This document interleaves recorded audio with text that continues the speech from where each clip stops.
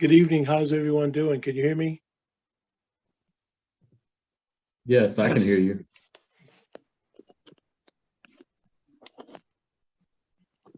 Am I coming through loud and clear? Yes. Well, at this point, we're just waiting on other board members to come on. I think right now, Tony, is you and I so far. Right.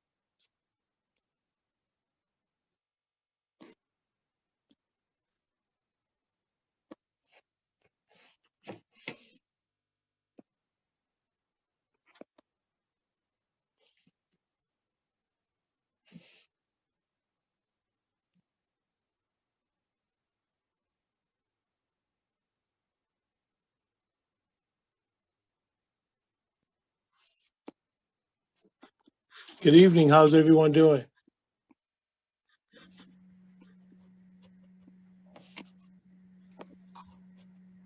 Doing well. All right. At this point, it looks like we may have enough folks to have a quorum to get started. If you would, Alex, would you go ahead and have roll call votes so we can see who's in attendance? Mr. Humphrey, Present. Ms. Foster, Here. Mr. Roberts, Here. Mr. Neal, Here. Ms. Williams,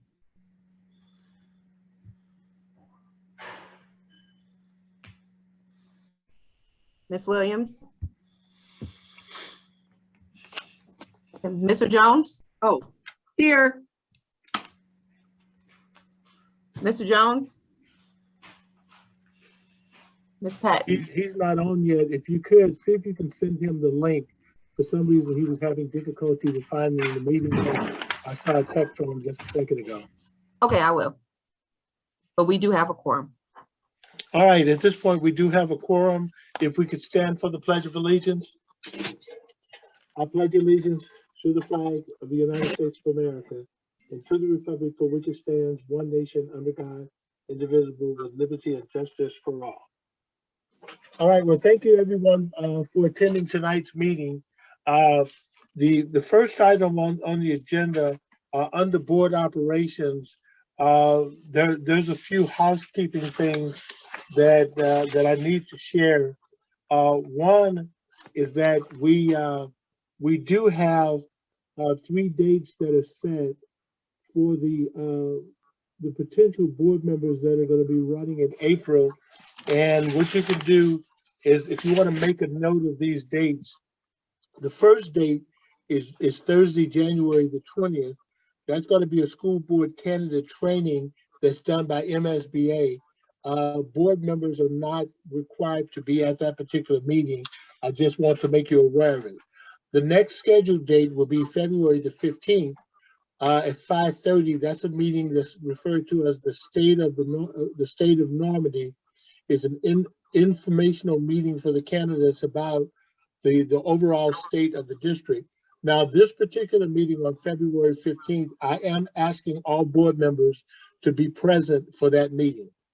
The third meeting, which is Monday, March the 21st at 5:30, this is not a meeting that board members need to be in attendance at, but it's going to be a candidate forum that will be hosted by the St. Louis branch of the League of Women Voters. So each of the candidates will have an opportunity to introduce themselves to the community and talk about their respective platforms as it relates to running for the school board. The other thing that I do need to mention is that we need to make sure that as board members that we're staying current on our school board training.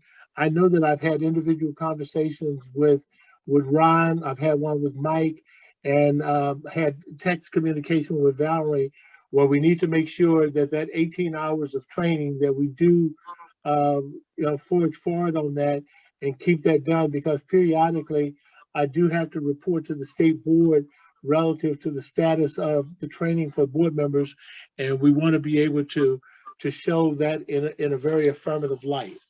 The other thing that I want to talk about as a housekeeping item is that you got an email probably a week or so ago from Alex, which was asking us to identify a date for what I'm referring to as an academic step back meeting, where we want to take a comprehensive look at the entire district as relates to academics. I know that we were trying to get a Saturday in January, and right now, I would not look at the 15th, which is next Saturday, but I would ask you to take a look at your calendars for either 22nd or the 29th of January. Both of those are Saturdays. Plan for an all-day meeting from 8 to 4.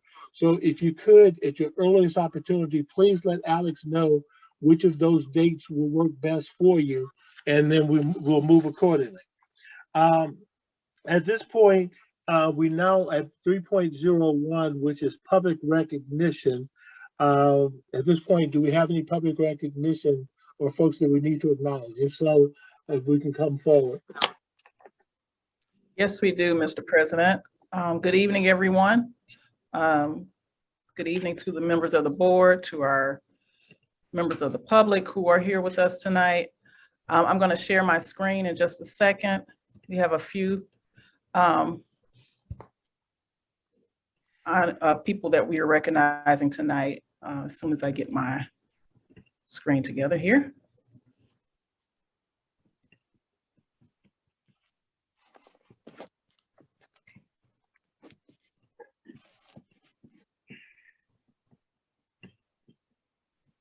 Okay, again, good evening, everyone. And this is our public recognition for tonight. Our first honoree, we'd like to recognize Mr. Paul Hebert.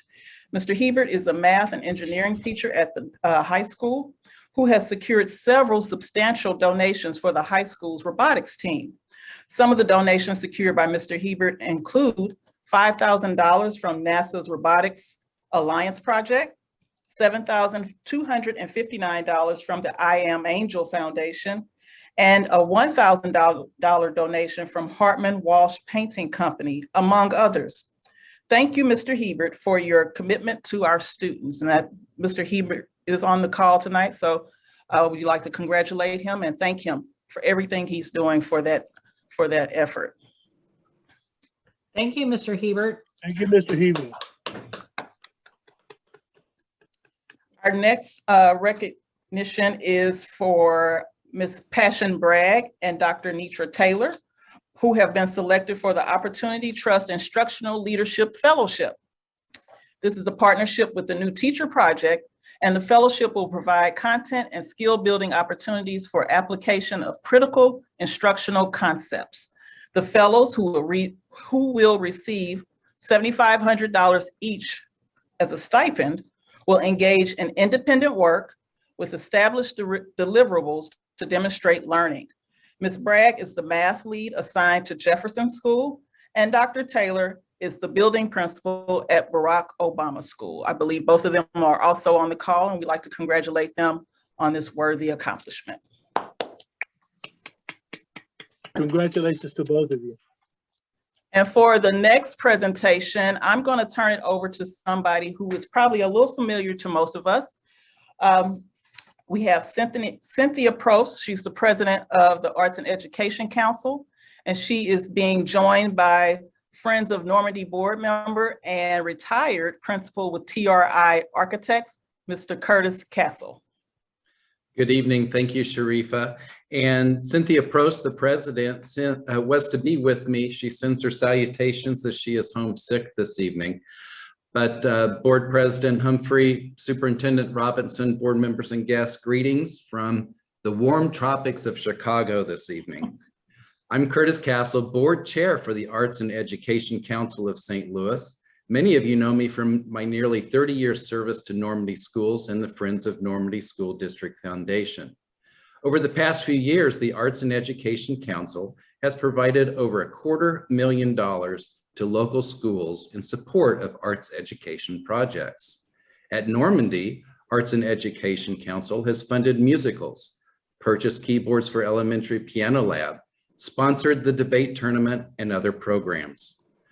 I am excited to share with you that Dwayne Martin Foster, Normandy's Dean of Students and Fine Arts District Coordinator, has been unanimously elected to my board of directors of the Arts and Education Council. Dwayne has worked tirelessly for the Arts and Education Council as one of our most popular campaign speakers. He was also honored as our Art Educator of the Year in 2013 for his outstanding dedication to arts education and for his influence within our arts community in St. Louis. We are thrilled to have Mr. Foster join us, and I wanted to share this exciting news with you and congratulate Dwayne. Thank you, Dwayne. Congratulations, Dwayne. Congratulations. I just want to say real quickly that it is so good to be on this side of the table because I know how beneficial the Arts and Education Council has been for Normandy, and I'm just looking forward to doing the work for the community. So thank you so much, Curtis. Absolutely. You'll do great work, Dwayne. Glad to see a lot of familiar faces I haven't seen in a little while.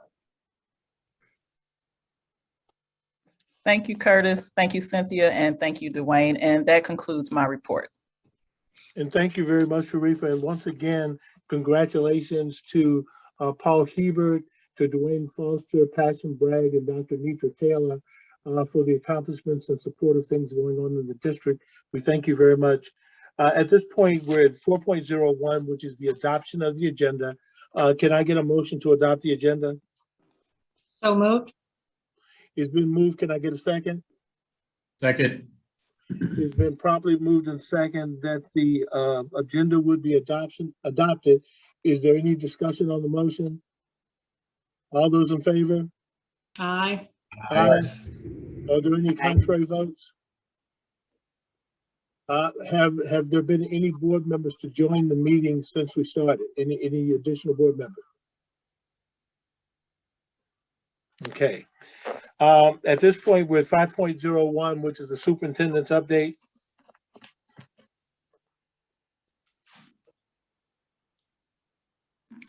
Thank you, Mr. Humphrey. I've actually been texting with Mr. Jones, who's still trying to get in. He was looking for a passcode, but I don't think a passcode was necessary for the Zoom.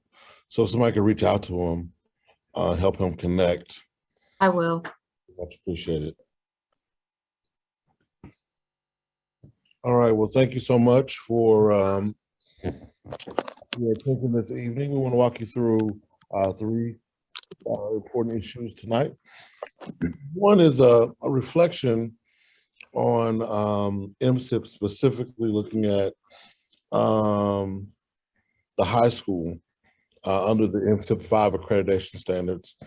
Secondly, a brief walk through our January scorecard, and then our remote learning plan, so that board members have some sense for how we think about operating at a distance. So let's start with MSIP 5. and I invite Mr. Andrew Miller to walk us through the data. So good evening, board. Excited to be here and briefly explain just how we are doing on MSIP 5.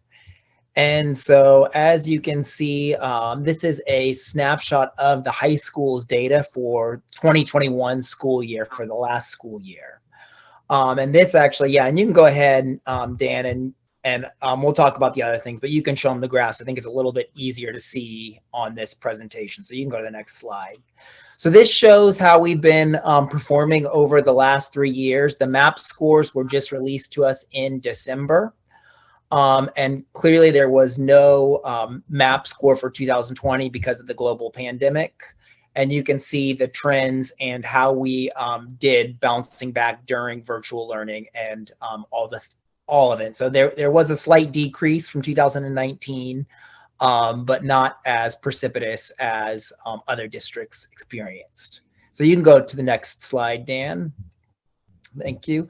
So this shows our college and career readiness. And one thing just to explain is we showed you performance standard 1. The reason we don't have performance standard 2 listed is because it is the exact same thing as performance standard 1. It is subgroup achievement. And for Normandy, 100% of our kids fall in the subgroup. So the score is exactly the same for Normandy as it is. Performance standard 1 and performance standard 2 are exactly the same. So performance standard 3 with MSIP is our college and career readiness. And this is a measure that shows how Normandy High School specifically is doing, presenting, getting our students ready for life after graduation. So the first one, the CCR assessments, that is a measure, and DESE calculates it fairly complexly, but what they do is they look at our students taking the ACT, the ASMAP, and other standardized tests, and then they give us a score based on how Normandy students did compared to the standard score in the state of Missouri. Advanced placement, that is a metric showing the courses that we offer, and we get points for students taking courses and even sitting for different exams. We also get points for not necessarily how they score. And then the last one is our post-secondary placement, and that is a measure where we are submitting information to the state about how students are doing 6 months after leaving Normandy. So whether they're in a training program, whether they're in college or in the workforce, we submit that data and then we get a score based on how our students should do. One thing I do want to make sure to point out as I'm explaining this is that MSIP 6 is coming soon. This is probably the last year for MSIP 5, and MSIP 6 is going to be looking at our district much more holistically. We don't quite know what that looks like yet. But slowly and surely more stuff is coming out. And as we get specifics, we're definitely going to share it with the board. And I know Mr. Robinson and Dr. Floyd and everybody has really got a finger on this data, looking at it, making sure that we are ready for MSIP 6. Dan, you can go ahead and go to the next slide for me. This is our attendance. And again, there is, and the state even recognizes with the scores that the pandemic kind of threw stuff off, but this is the attendance that was reported to the state, and DESE has published this. So this is our 2018, 19, 20. Obviously 2021 was a lot of virtual classes. And currently, you know, you'll see the scorecard for January after this presentation where you can actually see how we're doing this current school year, not just 2021.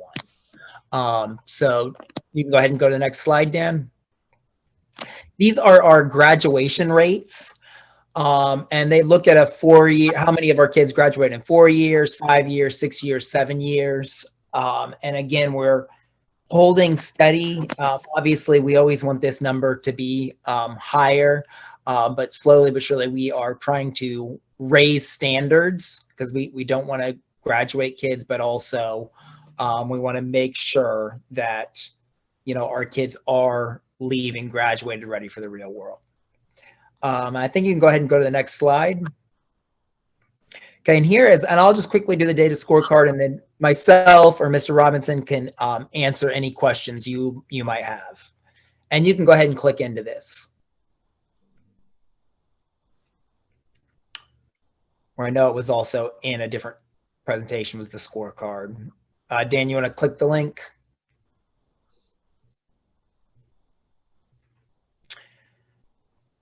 Okay, so just to make sure the board has a pulse on how we are doing in kind of all the areas that relate to MSIP and our accountability, we update this every single month. So Dan, if you can scroll up to the top.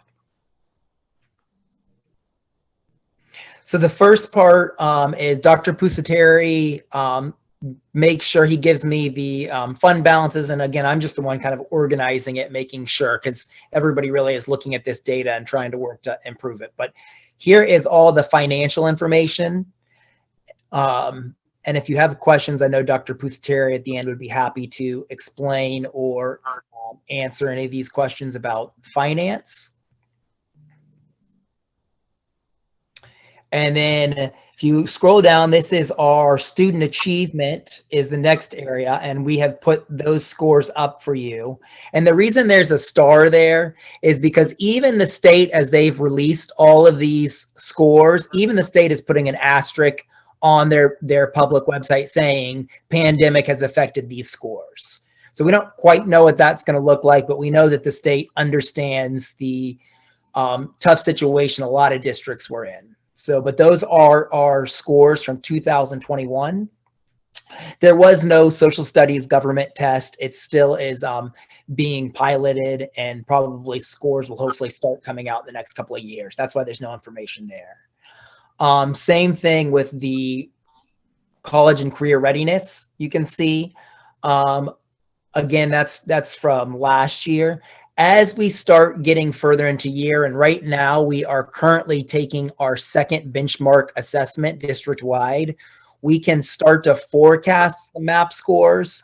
Historically, we have not been excellent at forecasting for various reasons, but we can still at least, we have a pulse on how students or where they're progressing now. And I know that Mr. Humphreys talked about a meeting around academics, and I'm sure some of that will be discussed, how students are scoring on the benchmarks they're taking right now. Dan, you can go ahead and scroll down. Okay, and then lastly, we want to make sure we're looking at the school culture. So that is the discipline referrals that we're getting, the number of OSS days, and also our attendance rate for this year. So just a few things to note when you're looking at the current school year is obviously we have quite a drop from 2019, but we're only halfway through the year. So we're still trending down on number of referrals, which is a good sign as we're halfway through. But the OSS days is still high. And I know, you know, the district is looking at the data constantly and making decisions. Nextly, we have the attendance rate, and Miss Regina Marsh is doing a fabulous job working, making sure each of our kids are here every day, trying to get our attendance up as high as we can. We know that a lot of families have been affected. So that is our 90-90 rate. And this is what the state just measures our percentage of kids that have been here 90% of the time or more. So currently we are at about 58% or 57% of our students have been here 90% or more.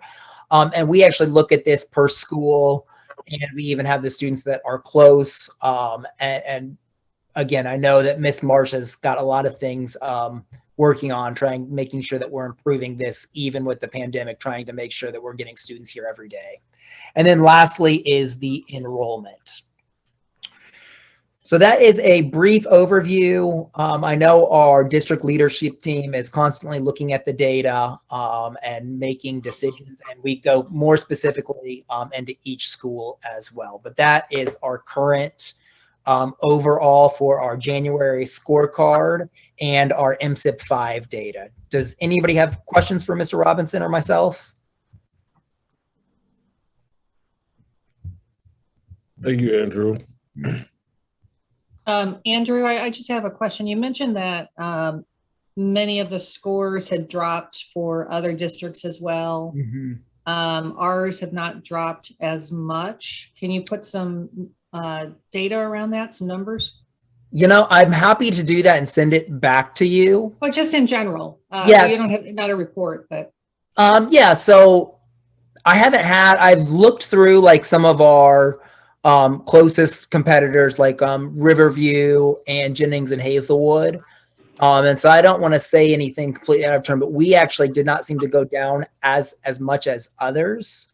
So I can get you some specific numbers but I have to pull now that we can see everybody else's. You know, I think it's an important metric to look at our neighbors and see how we're doing compared to them and get ideas from them or share some data. But yeah, it seems like academically we did not drop as much as specifically as Riverview. And I believe it was Hazelwood, but I can actually just run some basic reports to send to all you guys looking at our scores compared to kind of our neighbors.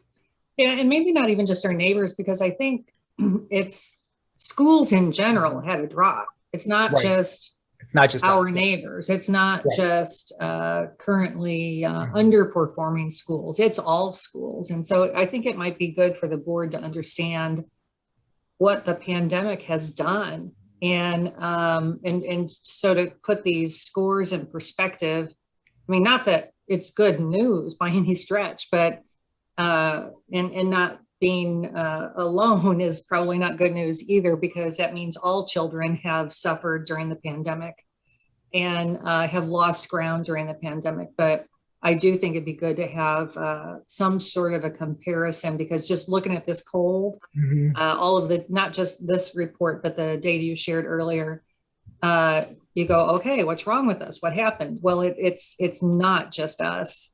And I think everyone is struggling with it, but it'd be helpful to, I don't know, see what districts had success and learn from that. If there's anything else we can be thinking about, because this I don't know, the virtual environment's going to come and go for a little while. So whatever we can learn would be good.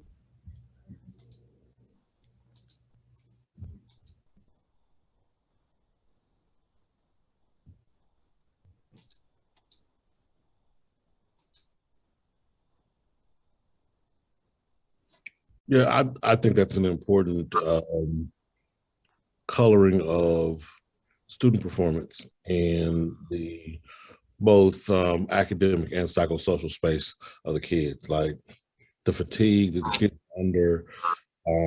Dr. Ryder came up with about 18 different testing schedules so that we can get as many kids tested as possible. Some were individual, some were group, some were over 2 or 3 sessions, some were over 4 or 5.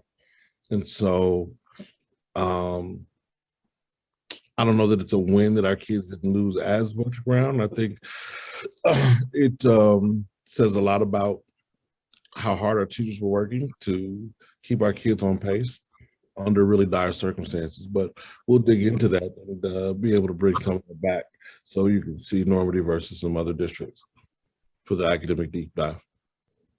Okay, thanks. And like I said, I don't want like a ton of time. Hey, here's the comparisons, but it's just to give us a flavor and to give our parents a flavor of what's going on. I mean, give everyone, the community, a flavor of what all has impacted our students, our teachers, our whole district. Great. We'll get that for you. All right, Dan, can we move on to back to the I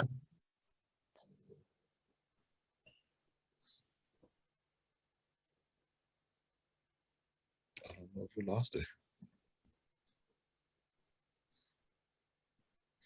There we go. And so, you know, certainly everyone has been paying attention to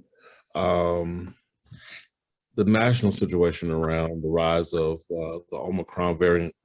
And I believe it was the New York Times or the Wall Street Journal that referred to last week as the week that America called off from work.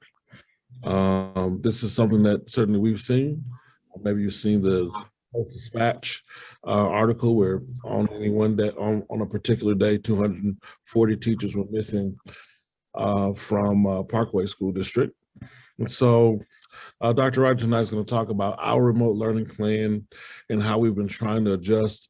Later in his presentation, you'll hear from Dr. Pusateri about some pivots that we're making there. But for now, Dr. Ryder. Good evening, Board President Humphreys, Mr. Robinson, board members and community. I'm just here tonight to share a little bit about our remote learning plan that is currently in place in some of our schools. Next slide, please.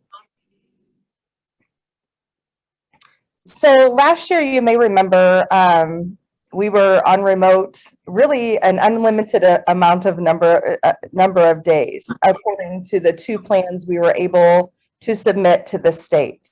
One thing that is really critical to understand is that this year there's one plan, it's just the AMI plan, and there are 36 hours available if needed, and that's roughly about 4 total school days that can be used for remote learning.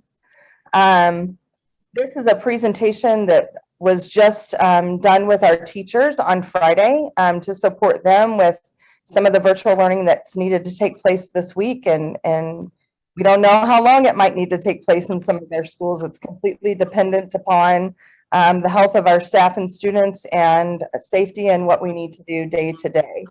One thing that is changed a bit though is how attendance must be taken. We're asking teachers to do that twice a day, but they also have to look at assignments that are completed. And so it's a little bit more complicated. So we've dug into that information a little bit. Also, we've asked teachers to be synchronous, which just means that they're on Zoom face-to-face with their students for really the entire day. That doesn't mean that they're talking to kids or kids are talking to them the entire time, but it means that the teacher is always available for questions, and it means that the teacher can monitor a little bit more clearly what's going on with the students in that classroom. We also have GoGuardian, which is a system where teachers can monitor all of the computer screens of their students all at one time. And so we are asking that our staff use that tool as well. Again, we explained to staff that we have district snow days built into the calendar, but those are not AMI days. There's a difference. So we explained that to them as well. We also talked about if there are too many AMI days or too many snow days that are used, you know, just like any other year with snow days, time might need to be made up, right? Either at the end of the year or some other time that the superintendent and board decides that is convenient for families and staff to be able to make up that time. We may not have to do that at all, but it was just a piece of information that we wanted to make sure that folks knew and understood. We also included a copy of the Return to Learn plan. We don't necessarily need to click on this right now, but again, it's the current Return to Learn plan that is in place, and I believe there's another one tonight to consider by the board. So this may change literally in this particular meeting. Next slide, please. We asked that schools follow their normal schedules. We gave teachers a template that can be used for scheduling. I won't spend time going into that template because that's not necessarily critical for us to know here, but you definitely could click on that link and be able to see that template if you would like. There's also a sample schedule that we provided to administrators and teachers so that they could plan specifically for their school. We asked that all content be taught just as a typical school day. Last year, you may remember, we focused heavily on EL and math. Not to say that other areas weren't touched upon, hit, etc. However, when the rubber met the road, we had to make sure that our students were getting what they critically needed in ELA and mathematics. This year, we're asking that it is as closely mirroring the school day as possible.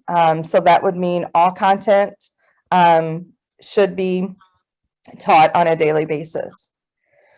We then sent out a Google form on Friday to teachers, all teachers, meaning elective teachers, classroom teachers, all of our SSD partners who are teaching our children too, we ask them to fill out a Google form.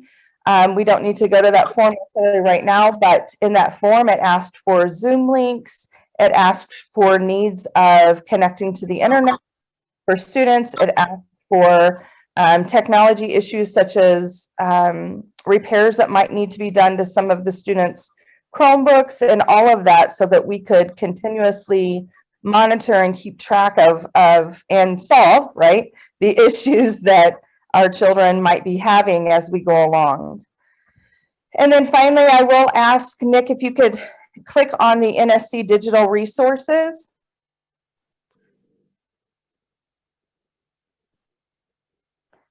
That's the return to learn plan. There you go. Thank you so much. So here we explain to staff that Clever is sort of our portal for everything else. There's a single sign-on that students and teachers sign on through Clever, and they can get access to all of the other tools and systems that we use. The major components of our remote learning plan are for 1st through 12th grade. They use Google Classroom, GoGuardian, and Zoom.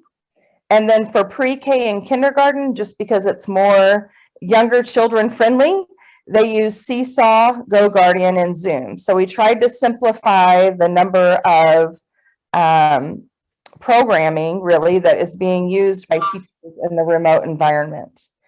In addition, you'll see some live links on this screen. We have some NSC Zoom resources to support teachers with Zoom. I don't know that we need to click on all of that right now, but you certainly can. You have access to it in board docs.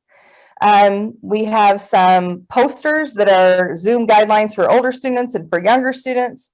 And then if you just kind of keep scrolling slowly, Nick, we have all of our resources and all of the links to those resources for teachers all in one place for all of EL. And then if you scroll down, and this is all pieces of the EL curriculum, you'll notice that we have the same provided for mathematics. The curriculum guides are there, all of the links to down here Nearpod, which is what grades 1 through 4 use, and then 5 through 8 use Desmos, and those are already created virtual lesson plans where there's actual live teachers teaching the lessons alongside with the classroom teachers if that support is needed. Otherwise, the classroom teachers can teach live and they wouldn't necessarily have to use Nearpod, but it's another level of support for our teachers.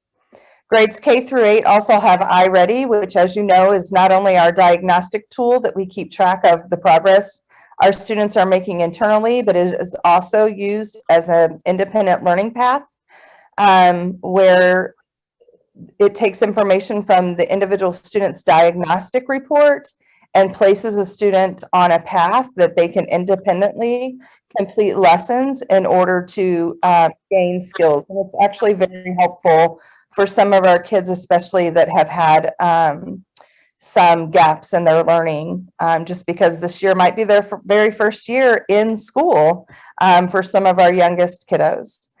We have KidM that houses our EL curriculum and our assessments in EL.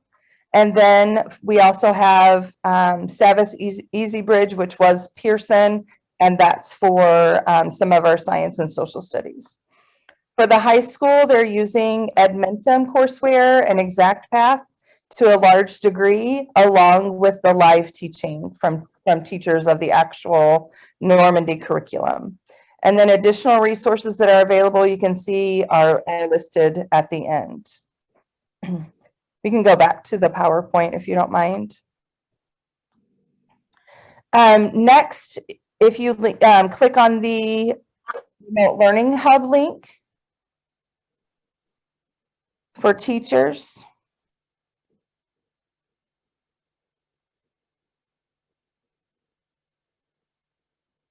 There we go.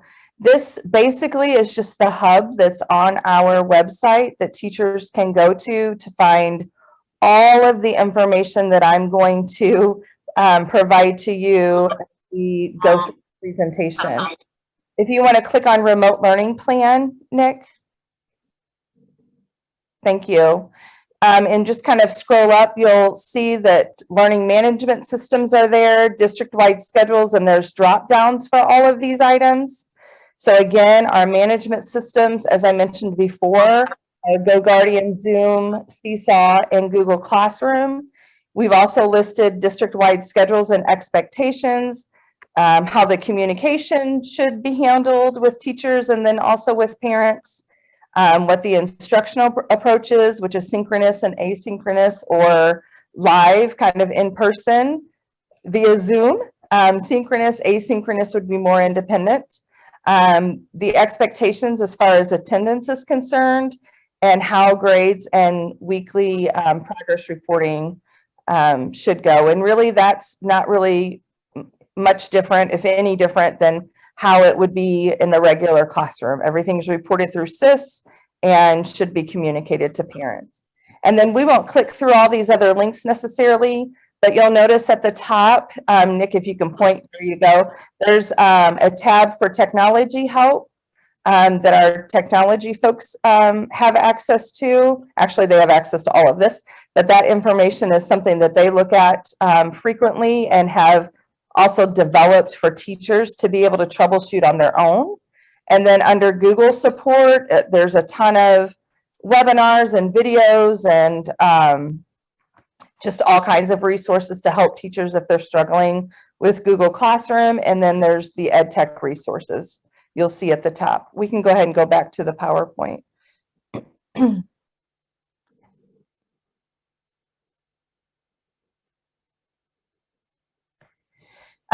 We don't necessarily need to click on this because a lot of the information is the same, but C&I put together some additional guidance to dig in deeper to some of the curricular areas. So if you're interested in that information, you can find that at this link as well.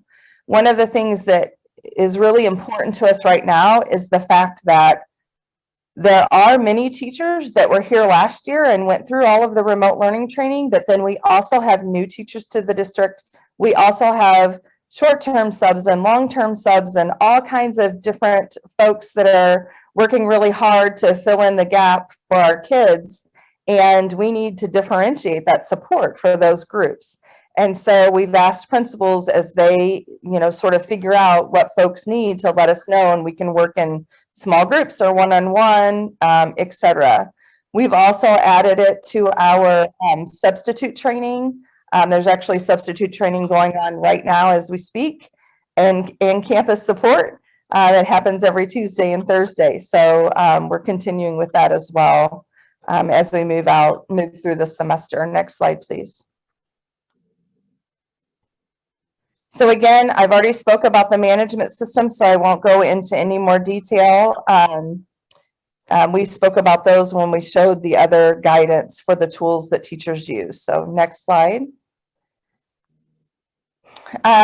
Communication with staff, we ask that staff and guardians are added to the Google Classroom so that they can see right away what assignments are. They can get into the Google Classroom if they need. That's where assignments are given. And so that way parents have access to also be able to monitor the work that their students are completing on a daily or hourly even basis. Regular email, obviously among staff, students, and parents, just to make sure that everyone has what they need and are being supported and served in the way in which our kids deserve to be supported and served. We asked teachers to make phone calls if a student is observed either not participating or if there's a grade below C. And also we are asking staff to the best of their ability to return phone calls and emails within 24 hours because everything is changing so quickly. If it's past 24 hours, it could be a mute issue. And then that child or family didn't get the support that they necessarily needed. Next slide, please. So again, I shared that our approach is synchronous and asynchronous and explained some of that earlier. So we can go ahead and go past this slide and the next one since it talks about asynchronous. And then curriculum resources is just the digital learning resources that I shared before, kind of at the very beginning of the presentation. If you want to click on that quickly, Nick, just to give them an idea so that they know what document I'm referring to, that might be helpful. So it's just this document that I went over earlier. So it's nothing new, but we wanted to include it in multiple places. We can go ahead and go back to the next slide. And again, attendance, we actually, things are ever changing, and we're learning more about how attendance has to be taken. So we actually probably need to add to this about assignment completion and get that communication out to families. But otherwise, again, we've asked teachers to take attendance twice a day and make sure that students are joining the Zoom, and if not, contacting parents and logging that in SIS. Next slide. And then grades and weekly progress reporting. I mentioned this a little before, but for the most part, everything should be in SIS K-12. It shouldn't be any different than our current practice. The only time things might be a little bit different is grades can be posted in Google Classroom, and sometimes that can be confusing to parents. So we want to make sure that that same information is in SIS K-12, and that we make sure it's, you know, easy to follow, that it's this assignment in Google and it's the same thing in SIS K-12, because SIS K-12 is where it's the tool where our progress reports and report cards come from. So that's where it really matters, that the information is accurate. So we want to make sure parents understand that. Any questions? Next slide. All right, well, thank you very much for that presentation. Sarah, do you have any questions? No questions, but this is, it's an awful lot of material, a lot of resources. It's impressive what we've put together.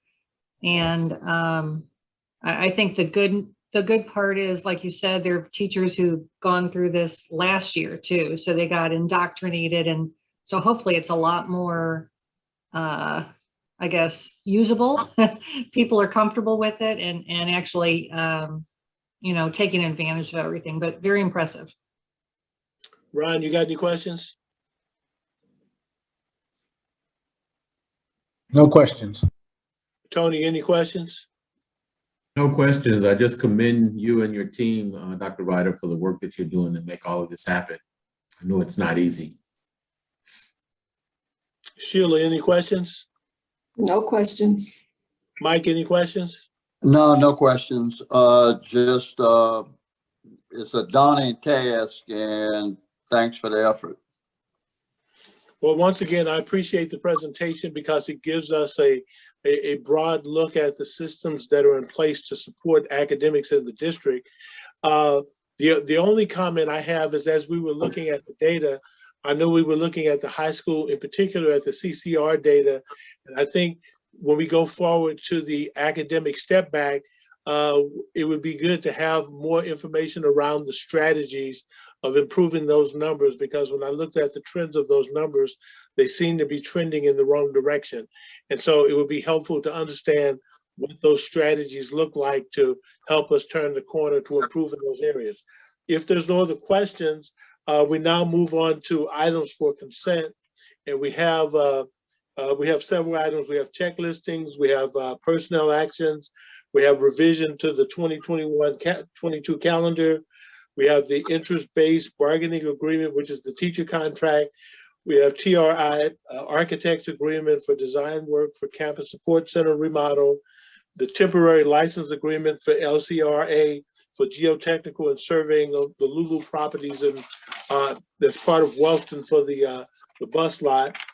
There's revisions to the Normandy School Safe Return School Plan, the High Tech Charities MOU, temporary license agreement, City of Wellston for geotechnical and surveying, incentive for boosters, and approval of the minutes that are attached. Can I get a motion to approve the consent agenda? So moved. Can I get a second? Second. It's been properly moved in second that the items on the consent agenda would be approved. Is there any discussion on the motion? All those in favor? Aye. Aye. Any contrary? The next item on the agenda is 8.01, the monthly financial update. Good evening, everyone. I'll be sharing my screen in just a moment. Dan, if you don't mind, stop sharing and I can share.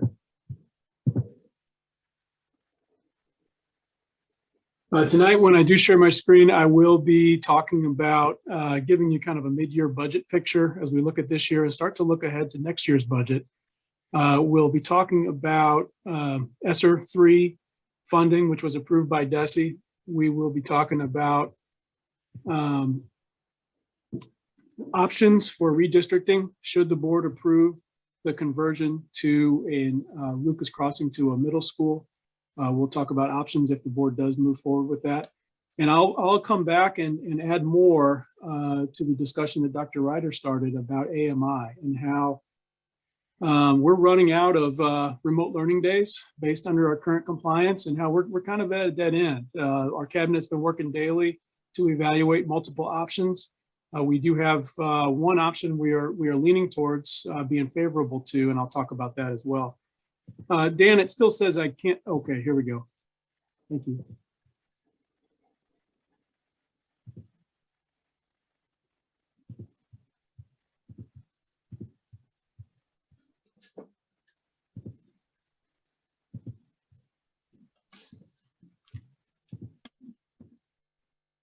Okay.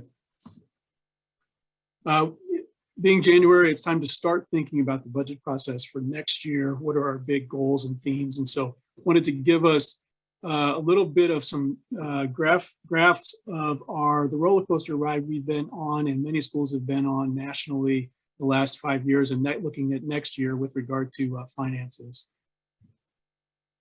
A large portion of how we spend money is based on salaries and benefits. And I wanted you to see kind of our FTE count this year and the 3 prior years, plus a projection for next year. You can see we want to get, certainly with the teacher shortage, we'd love to get back to that 258 number of certified staff we had back in 18-19. We do have an improvement this year over last year and the year before. And next year looks a little optimistically at us having additional teachers to start to move back in that direction. But you can see that the number of staff is holding generally steady for next year. Now we convert this into salaries and benefits, and we can look at certified and classified salary over the years, and then also looking into next year. A couple goals that we're considering as very early budget priorities for the group for this year are, what would it look like if we can continue to make Normandy a great place for teachers to want to be, because we offer good pay for teachers. And so we've been in our quarterly talks with the union. Instead of just kind of waiting to meet at the end, we've been meeting on a quarterly basis. And one item that the union has brought up that Superintendent Robinson has suggested we consider is a true index, where we actually are paying certified staff for their actual number of years of service and not just kind of where you are when you started here. There's generally a sense that there would be greater equity and people would be paid for their years of experience. But the cost of that will be about $500,000 or so. So that's figured into this projection for next year, along with a 1-step increase. In addition, the board has given us guidance to follow along with the city of St. Louis to make sure that we're matching our brothers and sisters who work on the custodial team, the food service team, and others to make sure that they have a living wage. And so that's reflected in this projection for next year's budget as well. Bottom line is, we're looking to spend a little bit more next year on salaries and benefits. Zooming in specifically on benefits, the blue line here shows how much the district and the board is paying for employee health insurance. So notice the prices have been going up. Now that we're in our self-funded plan, we anticipate that this will flatten out and stay pretty stable at the 2.9.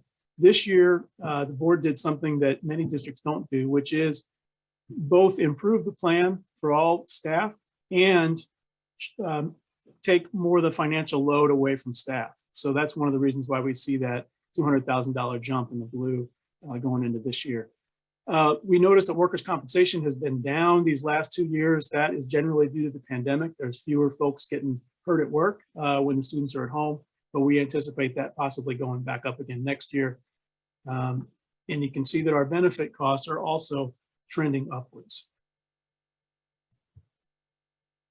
In general, we spend about 70% of our overall operating expenses on salary and benefits. So these are pretty key components of our budget. You can see that the percentage dropped a little bit this year and next year, and that's because our operating budget expanded for these 2 years to include furniture, fixtures, and equipment as part of Prop B. So that kind of distorted it so that it's not quite our normal 71%. Again, notice though that the operating budget in orange is continuing to kind of trend up. Let's take a look now at revenue. Revenue has trended up also. We had a big bump this year, largely because of that federal money. There's our ESSER 2 money with that 22 million in gray. We'll talk more about ESSER 3 in a little bit, but assuming we spend, let's say 15 million of our ESSER 3 money next year, 15 of our 30 next year, it still means that our revenue is going to be going down. We're having a decline. We anticipate a decline in state revenue because our enrollment has been on a little bit of a decline. We're certainly up this year from last year, but using hold harmless, we're going to see a drop in state revenue. It looks to be about $1.5 million drop next year. So we have to be mindful of that declining revenue as we move forward with the budget.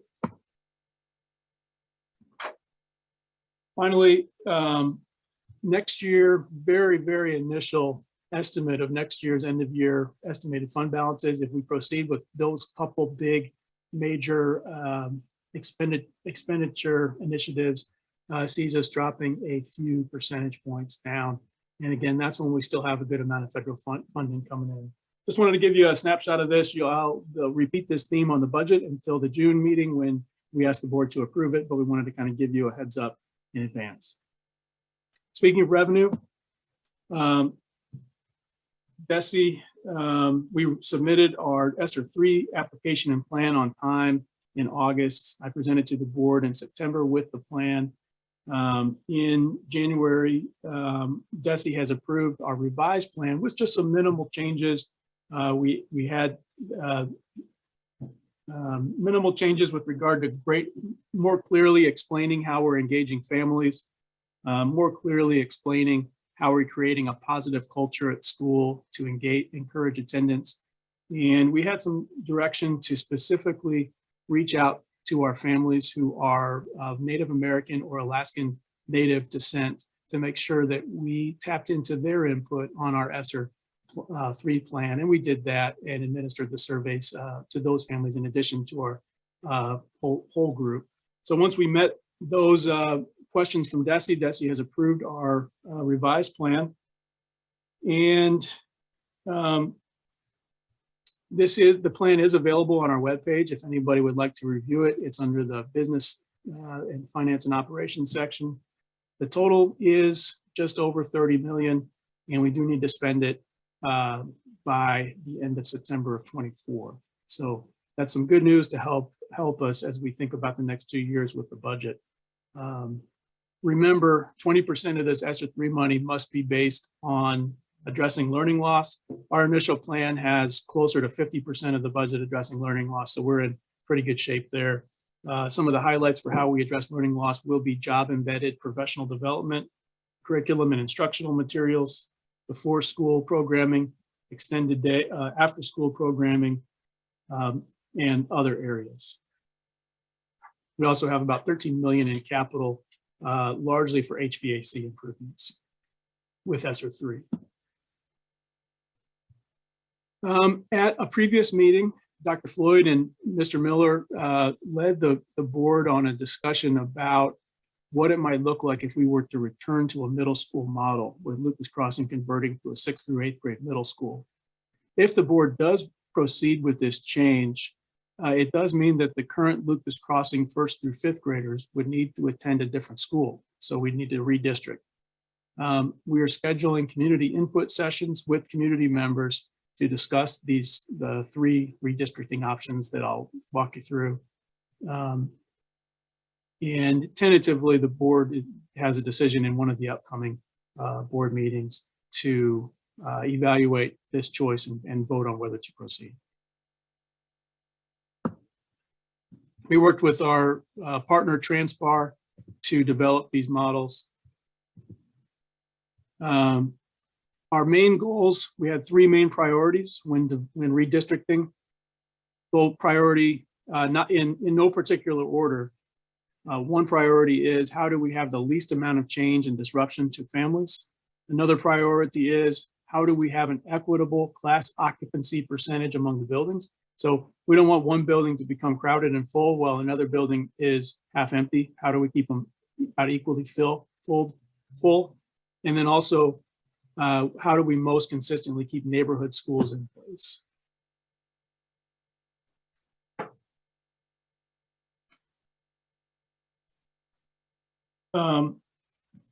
We had some assumptions on enrollment. This page lists some of our assumptions. We also have it so that in case enrollment grows as much as 3 to 10%, that the building capacities could still handle that growth. So I wanted you to have that caveat in here. First scenario, this scenario has the following priorities the most, the highest, least amount of disruption for families, and it maintains continuity and logic of neighborhoods. There's a map.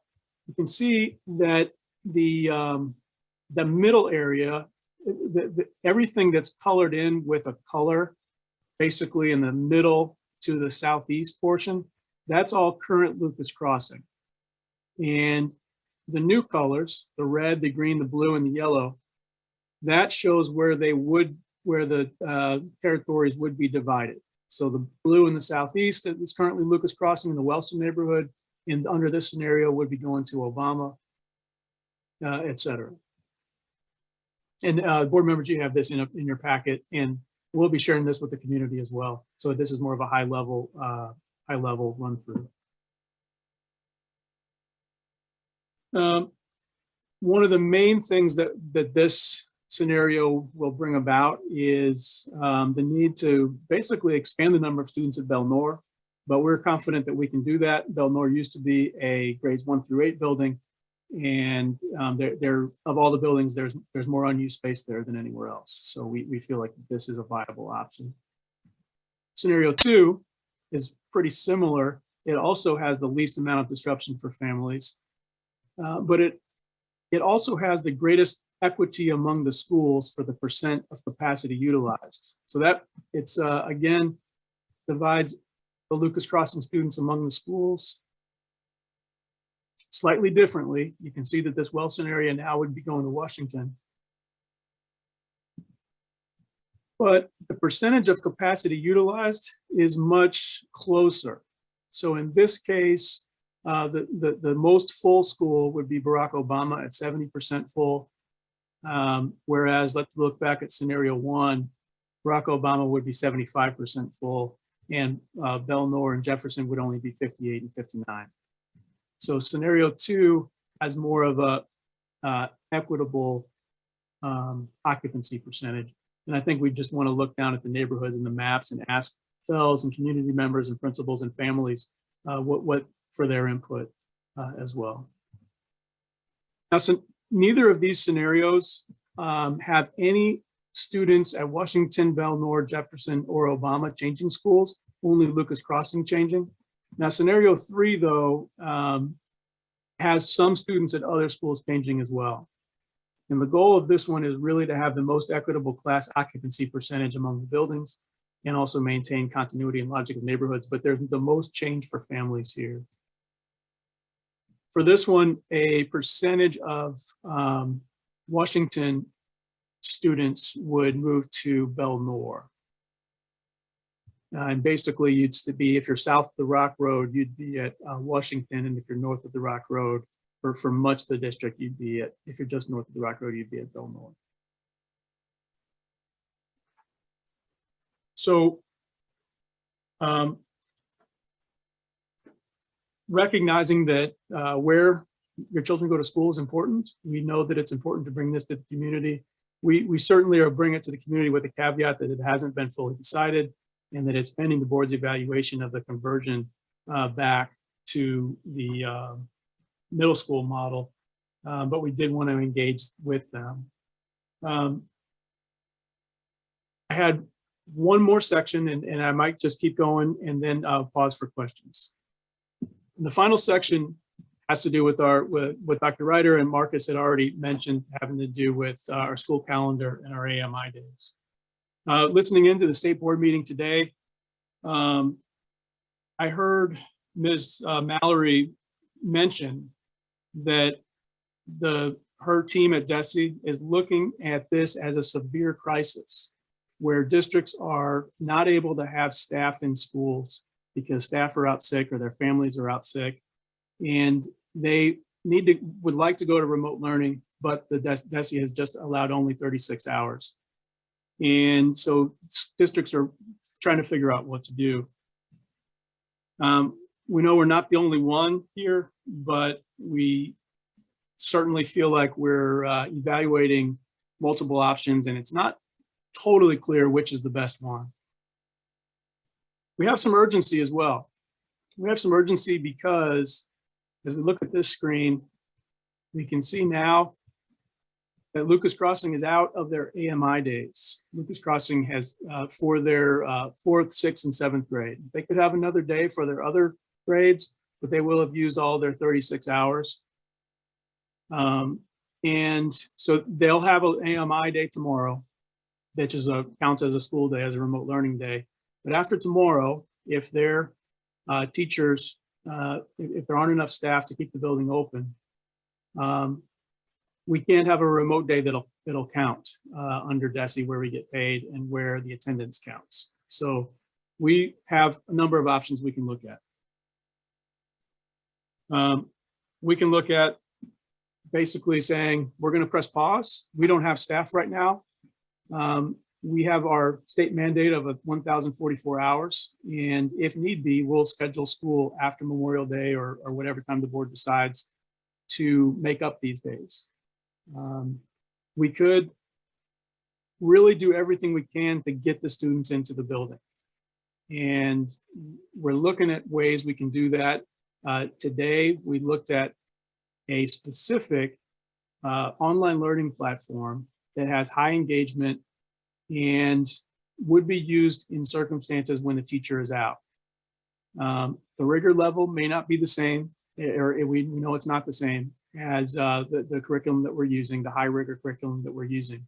But it would allow us to have someone like a building aide, a secretary, a librarian, to some of the central office team who's been going to the buildings and subbing to be able to lead the class and still have the building be open at the same percentages that we've now been closing. To do that, we haven't yet decided that we're going to recommend that to the board. But if we did, we would ask the board for an emergency special called meeting to approve the purchase of about a $90,000 online learning platform. Dr. Barnes led the procurement. He's evaluated multiple vendors, and he and Dr. Ryder have met to discuss what's going to be the best fit. And there is a firm that seems to be the best fit. They could roll out the program within 4 days of the special called emergency board meeting. So if we were to have a meeting for Monday, they would be able to have the program in place 4 days later so that we could do everything we can to keep the schools open. That's one idea. That's the one I think that I personally think is the strongest one, but I'm speaking only for myself and not for the team right now. And I think that the team is still kind of weighing all the options here. Another option, we could say that we are going to have remote learning. It doesn't count for DESE. It doesn't count for attendance. And we met with the teachers union president today to talk about what that might look like, to have the teachers teach remotely, even if the day doesn't count. We're seeing whether we can go up to the contract approved hours with the teachers union for the original calendar, which was about 1,090 hours. Another idea might be to see if there's extra pay, extra duty for teachers to teach remotely on these days that don't count, that essentially don't count. The cabinet has been meeting on a daily basis, sometimes multiple times a day, like today, to evaluate these options, to see what other districts are doing, to try to identify what the best path forward is. We've invited Dr. Larson in, and Dr. Larson with DESE has been meeting with us as well, offering insights where he feels appropriate without guiding too much, but we still feel as though we haven't quite solved it. And I think we're ready to recommend something, but I wanted to be transparent with you and share that we're kind of stuck in this situation right now. And with that moment of transparency, I'll stop and see what questions you have. I just want to add on to that, I mean, this is really for us a safety issue. We are certainly concerned about learning days and attendance, but I mean, by and large, we want our students and our staff members to be safe. And with the uptick in the coronavirus, we're really trying to make sure we're making the right decisions about people's health and well-being. But we're trying to also highlight that as much as we're trying to be flexible about how we capture school days and contact hours with students, the reality is we may find ourselves in a situation where we've got days to make up at the end of the school year because we haven't gotten the flexibility from the state board to make these health and safety decisions in the way we really did have last year. Last year, everyone was hyper-focused on making sure that we kept transmission down and that we were making the right kind of moves to make sure that kids ultimately weren't exposed to this vicious disease. And so this is a big issue for us. And I applaud the folks on our team who have taken this on, not just, excuse me, on a daily basis, but have really been wrestling with this in the evenings and on weekends, making split-second decisions relative to how we keep our families involved. So this is a Herculean effort, and I didn't want that to go unacknowledged. All right, at this point, Sarah, do you have any questions? No questions. I would just echo the comments about the Herculean effort and everything you all are figuring out. It's mind-blowing, the number of things that have to be addressed, and look forward to your update at the special called meeting. Ron, you got any questions or comments? No questions, no comments. Tony, you got anything? No questions, no comments. Mike, you got anything?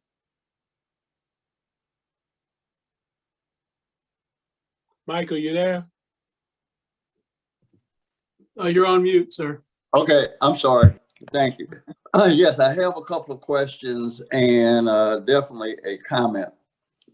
What is, if we exceed, because if we make a judgment that remote learning, not sending kids in the business building for overall health reasons and even academically, because we wouldn't have adequate instruction, et cetera.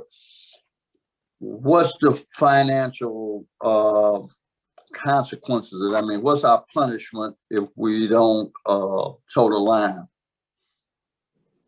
We receive about $100,000 plus per day from the state in that money. But what's most concerning is we just have to hit that 1,044 hours. And if these hours won't count, we're going to have the learning happen in June in person. And we're not hopeful. We're not confident at this time that we have an effective plan to engage students well in June. Okay, so let me understand it that we could do that, but we will still owe the state hours or days of instruction, of in-person instruction in order to be fully compensated per the appropriation, right? Right, and I don't think we have a choice, but we have to hit that 1,044. Okay, I just wanted to understand that. I'm not commenting on that. I think one of the things, if once we make a decision, and I think all we can do is make the best decision we can based on the circumstances and the facts we have available. And I don't think we got good options. I think we just got bad and worse options. But I don't think we can do it silently. I think Missouri is obviously governed by some Neanderthals who belong at a different age, but that's what you get with democracy, and that's what you get if you live here. And I think we owe, for me personally, I don't know, nobody else has to feel this way, but I think if we have to make a decision that ultimately we would not have made, and it's not in the best interest of children in this community, I think it would be an act of cowardice and almost dereliction of duty to not say how irresponsible and incompetent the leadership of this state is to put people in a position that they have to make these kinds of decisions that mitigate against the health, safety of both the teachers, faculty, students, and just undermine the well-being of the community. I don't think the people who create this context deserve a pass. And if you all want to take a shot at them, I'll take a shot at them, and you can blame it on me. But I don't think we should if we have to do it, I don't think we should do it in silence. Amen to that. All right, Sheila, you got any questions or comments? Those are my comments. I make Mike's comments. All right, at this point, I don't know, Valerie, has Valerie joined the meeting yet? Okay, well, what I would say is that as you're looking at the data, as you're looking at the number, the thing that should drive our decision should always be the health and welfare of the staff and students. So whatever that looks like, that's what we're going to have to do, because at the end of the day, it's about the safety of our families and children. So if it means we got to go virtual and take the financial hit, it is what it is. But I would rather take the financial hit than lose a life. And so with that being the case, I'm going to get off of that, but I clearly know that I'm trying to understand, in the midst of a global pandemic, how did we revert back to 36 hours per building? I'm trying to wrap my head around that. And so I know that I've had a conversation with a board member relative to that particular issue. And at this point, I'm not sure what's happening at the state level, but as I read the newspaper articles from around the state, everybody is struggling with this issue.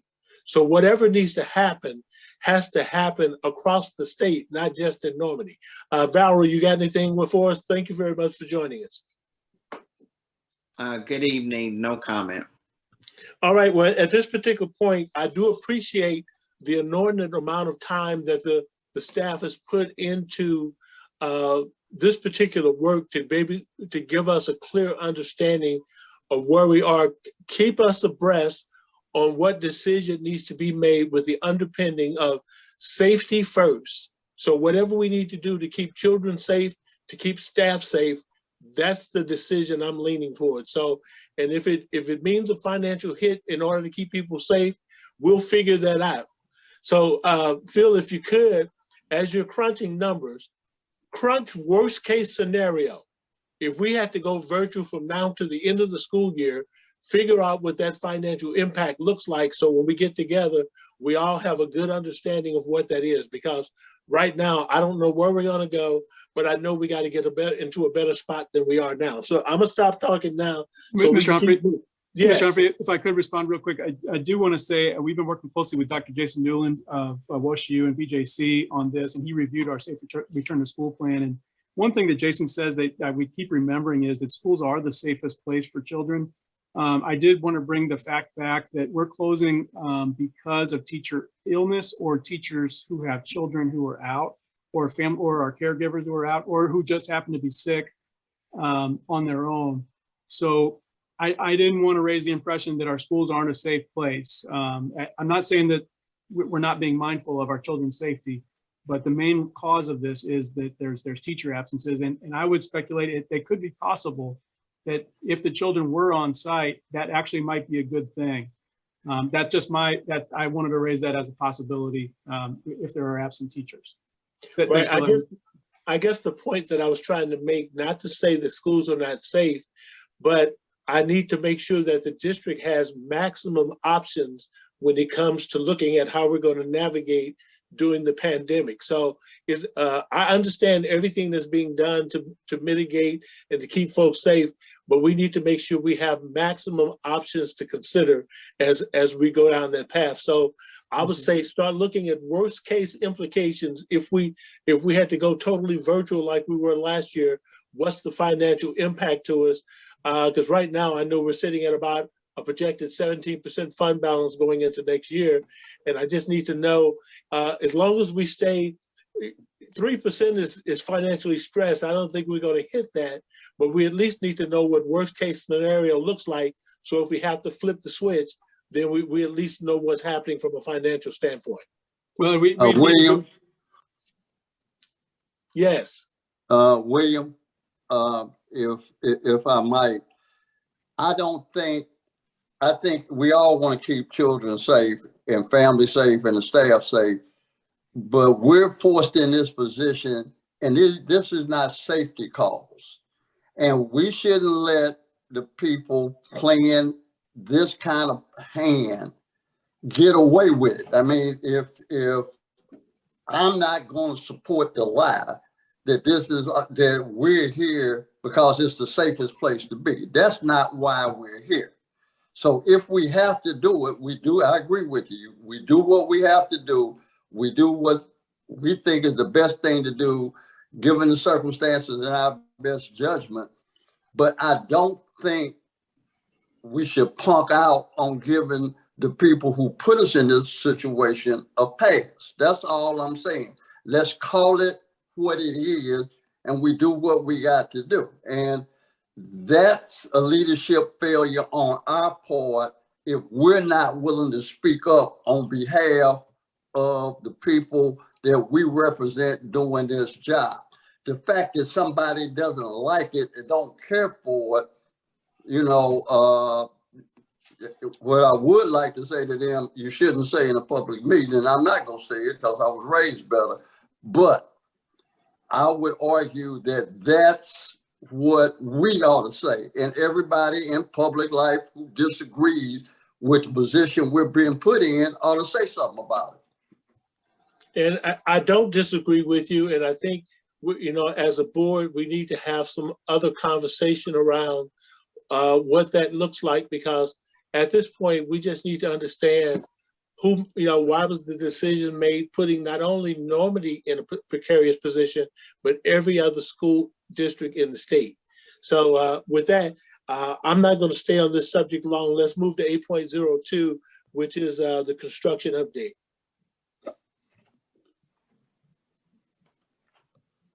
Good evening, everybody. Can you hear me okay? Yes. Okay, I'll share my screen.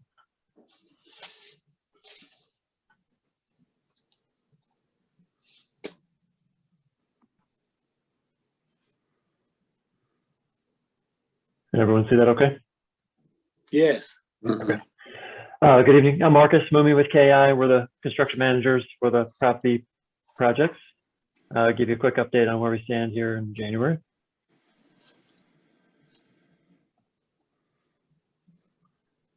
So on West Hall, as you're aware, we're wrapping up work there. This is rooms left to be turned over Primarily, the work is in the culinary arts areas where we had some changes that we're still negotiating. So those will lag. The kitchen is functioning. All the equipment is up and running. We have a couple repairs to make on the dishwasher, but otherwise that area is ready to use as well. So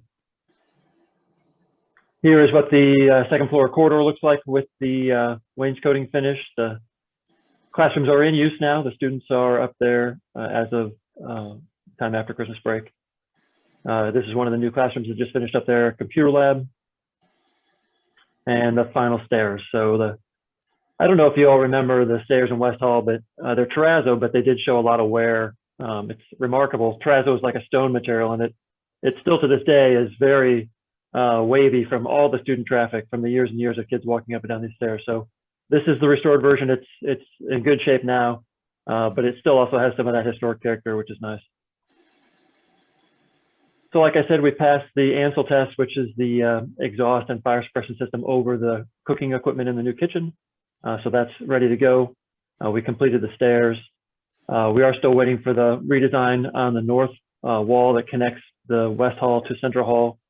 I spoke about that last month. The final solution there was to redesign the connection so we could make it more constructible. And then culinary arts now is slated to be ready in mid-February.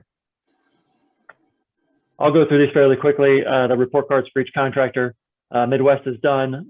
They did come back and do a little bit of change order work, so we have one more payment due to them. Wright is the main contractor out there. Really right now, basically complete except for culinary arts and waiting on the new drawings for the north wall. Train is complete. The furniture folks are complete, and the food service folks are complete as well. So moving on to the connector. Site demo, you probably noted, is underway. They've excavated for some utility work. It includes the sanitary and storm sewer, water service, dual temperature lines that supply your heating and cooling equipment. They have constructed temporary walls inside of East Hall and started demoing a small portion of the library addition where the connector ties to East Hall. We do still anticipate substantial completion in December of 22. There's some pictures of the work going on. This is the restroom on the first floor, east end of Central. I believe it was a women's bathroom. We had to take some walls out and excavate down to the footings. These pipes that are going in there are foundation reinforcement. They're called micropiles. They basically supplement the structural capacity of the existing foundations due to the location of the connector imposing additional load on the new building, on the old building. So they'll do these on the inside of the building, and they'll do them on the outside of the building as they construct the connector. It's happening both in Central and eventually at East Hall as well. This is some of the dual temperature lines that are in the quad area. This is how all the buildings on campus are heated and cooled. We're relocating them to get them out from underneath the new connector building and routing them around the corner. This will involve a shutdown, which is being coordinated now, potentially for this weekend, Friday, Saturday, and Sunday. This is the east end of Central Hall where we removed the wall. That's where they drove the equipment into the women's restroom to do those micropiles. And then there's a partition in there to separate the student traffic from this construction area. Again, Wright Construction is the contractor on that project. This is a quick summary for them. They've not had any official change orders yet. They've got one pending. The other contract that we've let there is Train. The Train equipment is on schedule to arrive on time. The potential future contracts are office furniture and public area furniture. Those are two things that TRI is setting up appointments for the team to go see different concepts. Moving on to Central and East Halls. This is the project that's out to bid right now. We have moved the bid around a little bit to accommodate keeping our bidders interested. The bid date currently is next Tuesday, the 18th. Our last addendum is actually shifted now to tomorrow. We propose a special called board meeting on the 25th so that we can potentially proceed on the 26th. We did have a substantial amount of abatement to do in East Hall. That work got underway over Christmas break.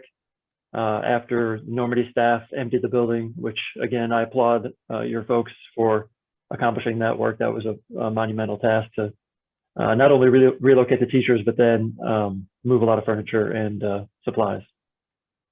So they are done with the third and second floors. They are on the first and the basement. They should be done by January 27th with the entire abatement project.